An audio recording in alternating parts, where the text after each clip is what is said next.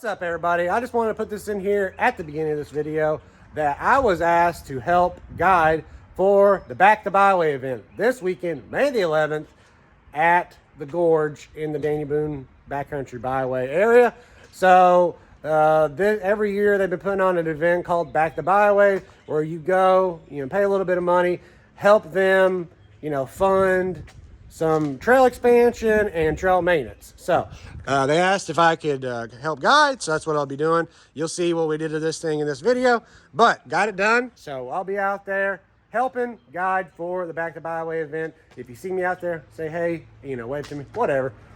I also want to ask if you can hit that like button, subscribe if you haven't already, put a comment down below and share this video. I'm trying to grow this channel, so I just thought I'd put it in here at the beginning. I don't really like to ask, but I'm trying to, grow the channel. So if you can help me out, and, do all those things the YouTube algorithm likes, comments and likes and shares and follows, whatever.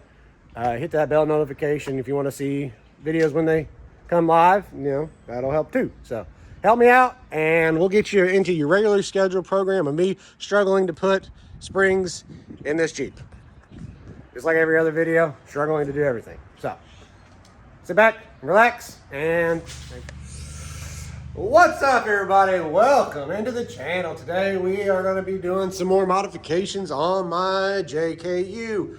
So, we have a bunch of stuff that I had bought a long time ago, never got around to doing it, and now I think it's the perfect time to do it. I got some free time right now. So, I just added these new wheels to my Jeep, these Method bead grips, and haven't really got to test them out yet because I just got them on, but I got some Metalcloak springs for this thing. So this is on a 3-inch spring right now, and I bought some I keep saying Method. I bought some Metalcloak 3.5-inch coils for this a long time ago, and I never just got around to put it on. I tried one time and didn't have enough time.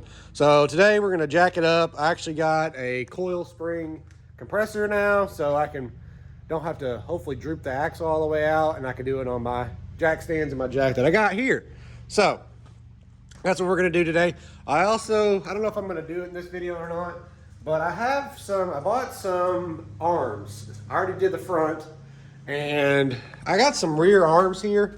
They are, what brand are they again? Rock Crawler. The Rock Crawler arms that I got from my buddy that had them on his Jeep and got rid of his Jeep, so he put it back to stock. So they're already ready to go. All I have to do is bolt them in. They're for the rear. I already did the front. It's got the Rock Crawler high, I guess they call it the high angle or the high clearance arm. So I got that for the front already installed. This is more of a piece together. I've been piecing together the suspension lift. The base lift is a I can't even remember the brand now. It was just some cheap lift that I bought when I first lifted this thing. It was a 3-inch lift. I didn't want to do coil spacers because you got to take the coil out to put the spacer in, so you might as well just put a coil in. That's what I did. So it's a 3-inch lift. It was just stock control arms. So we're trying to make it flex a little bit better. Lost my front sway bar for right now.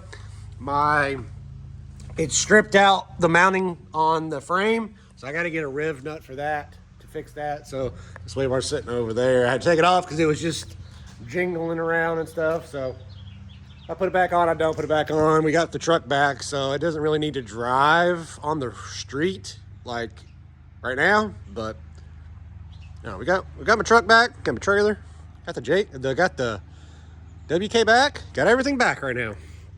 So now's the perfect time to take this thing and make it a little bit better off-road, a little bit better to drive. So all right, that's enough talking for about 3 minutes. So let's get into jacking this thing up, putting it on jack stands, and getting the parts out here so we can drop this coil out and then switch it out for the new one. Also got new bump stops from Metalcloak too, and I got some other parts like these spacers That's supposed to bring your shock out so it doesn't hit at full droop.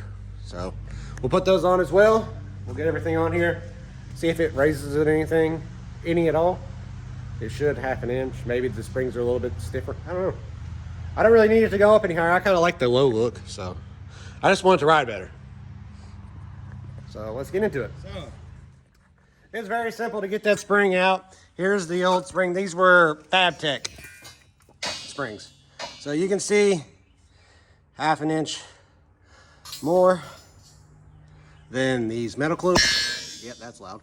So this is where you get your dual rate from. So we got a thicker spring and then a looser spring.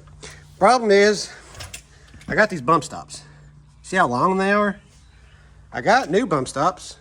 I didn't bring them out here because this is being a real pain in the butt to get this bump stop out. So I don't know if I'm just gonna leave it here because there's nothing wrong with it. It's just super long. The bump stops that I have are like probably half this. I don't know, I'm probably gonna fight with it for a couple more minutes to see what I'm gonna do. If I'm gonna, I've got some lubricant on there. Maybe I can get it off, I don't know.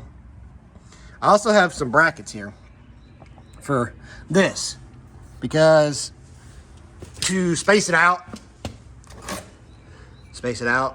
this shock, because evidently at full droop, these shocks can contact the inside of the frame.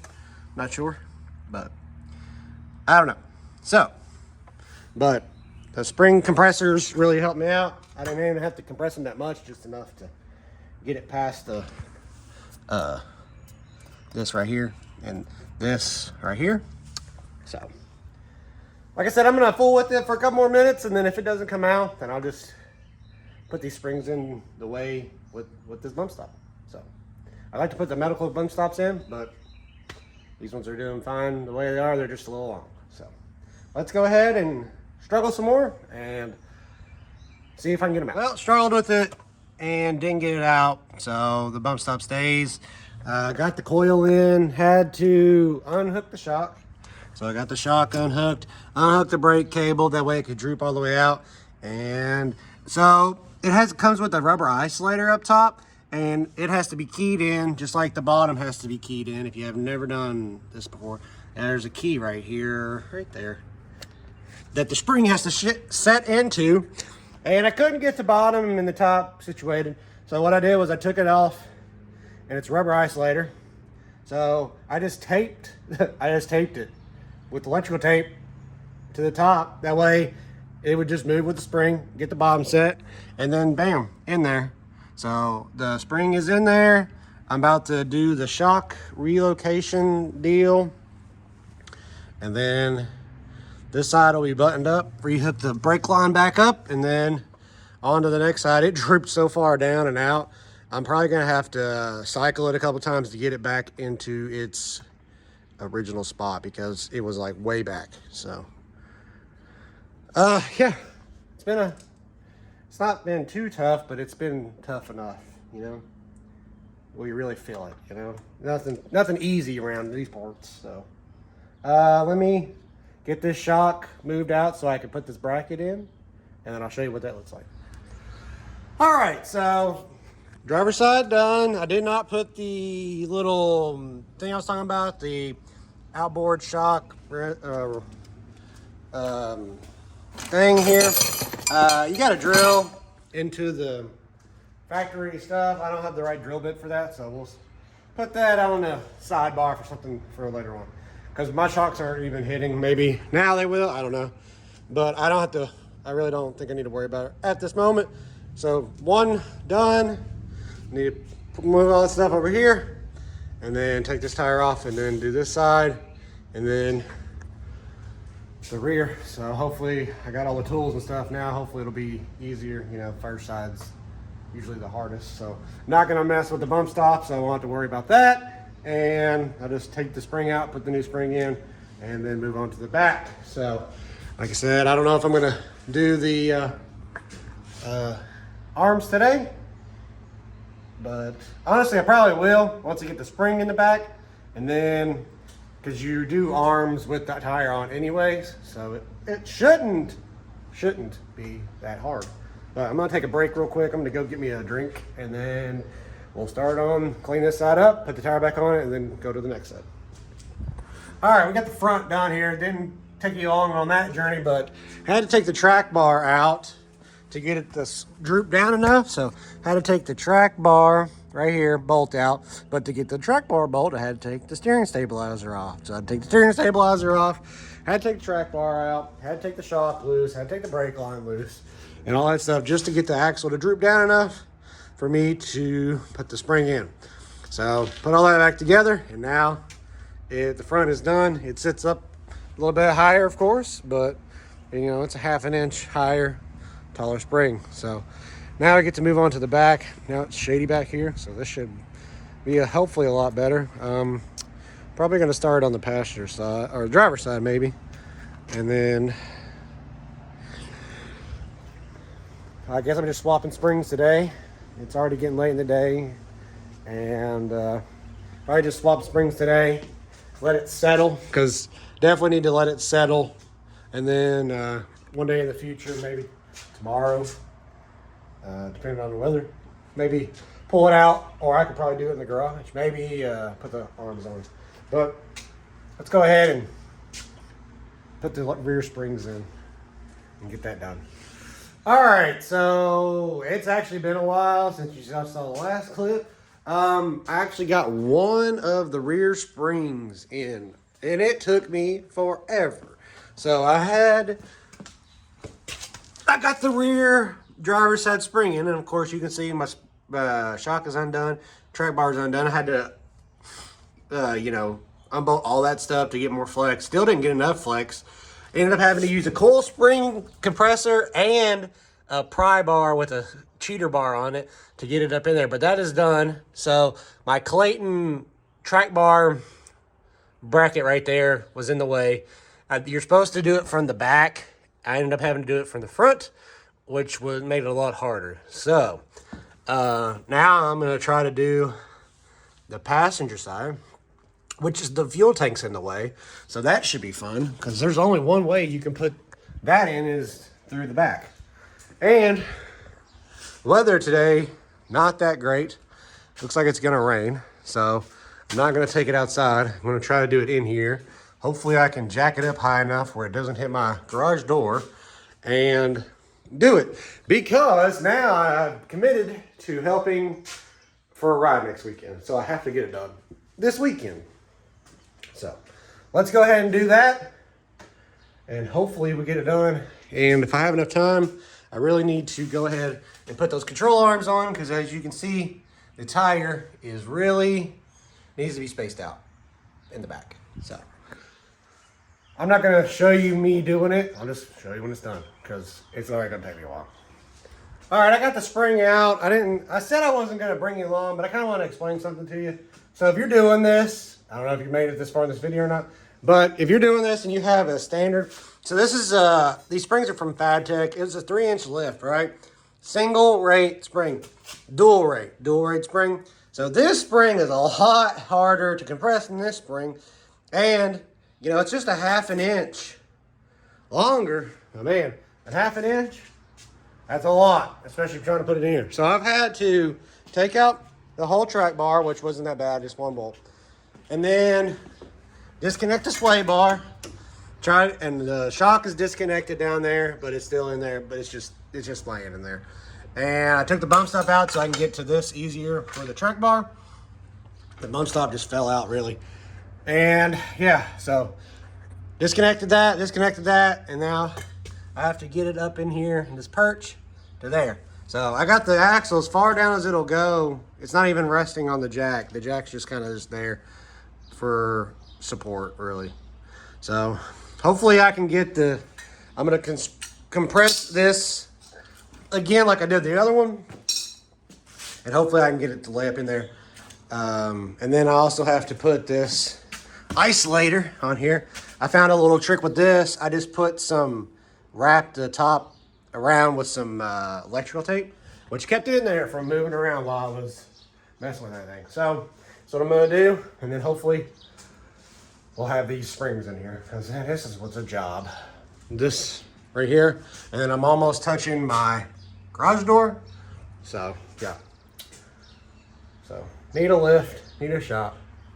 Maybe one day, but let's get it done here. All right, I gotta document this because this has never happened before, but this actually literally slid right in. Yeah, I got it compressed a lot, but I did not have to beat the crap out of it like the other side. I spent probably an hour on the other side getting it out.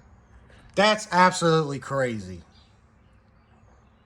Absolutely crazy. So let's take it all apart and put it back together, I guess. Take these compressors off and then put everything back together. So that might be a problem, you know, because the axle's probably shifted now, but at least the spring's in there. So yeah, that's absolutely crazy. I had to document it.